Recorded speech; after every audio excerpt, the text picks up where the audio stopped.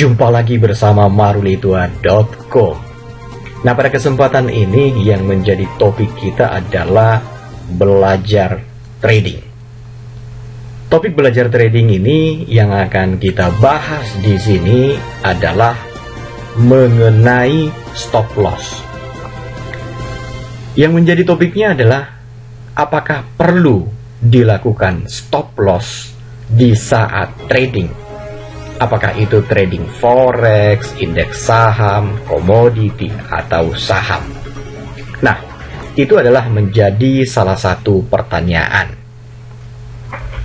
Mengapa penting?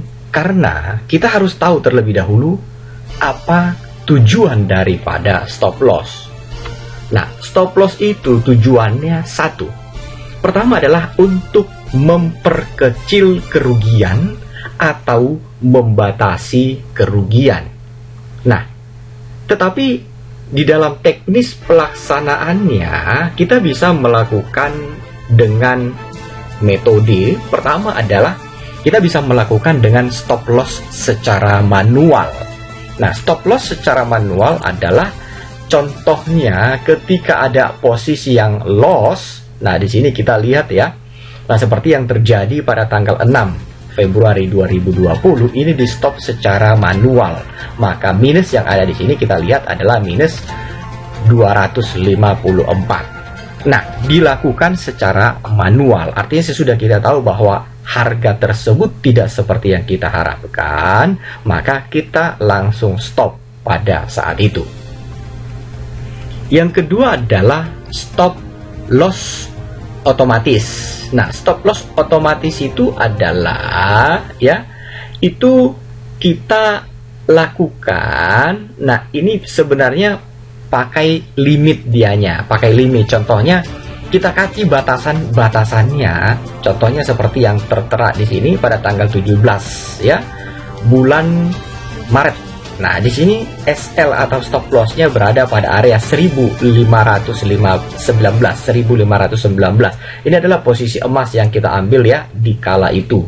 Nah, jadi contohnya kita lihat pada tanggal 17. Pada tanggal 17 itu adalah di sini dia.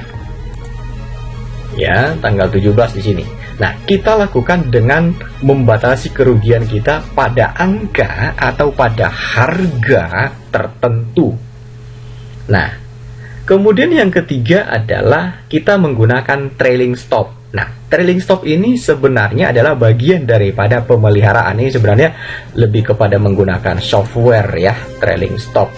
Nah, itu dilakukan contohnya ketika kita sudah profit, contohnya misalkan di area ya, area seperti yang ada contohnya di sini, ketika harga tertingginya atau resistennya di 1553 ditembus ya.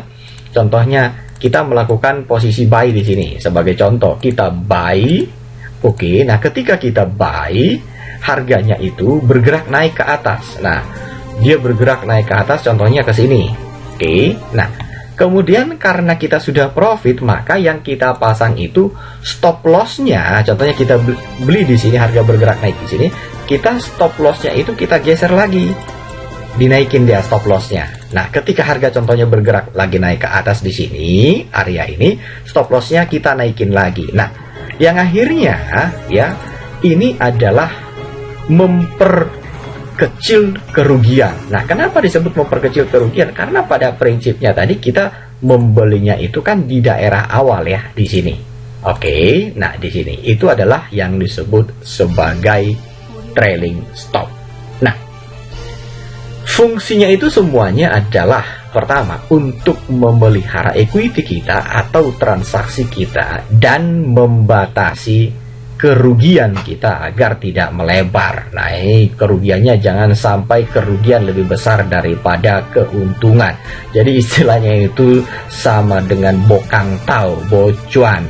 Nah, jangan sampai hal itu terjadi kepada Anda. Dan mengapa melakukan stop loss? Nah, ini adalah bagian daripada money management. Money management sebenarnya itu kita harus tahu berapa kekuatan equity, berapa posisi yang terbuka, nah berapa kekuatan ketahanan kita apabila harga bergerak melawan kita, itu harus kita perhitungkan. Baik, demikian dulu ya.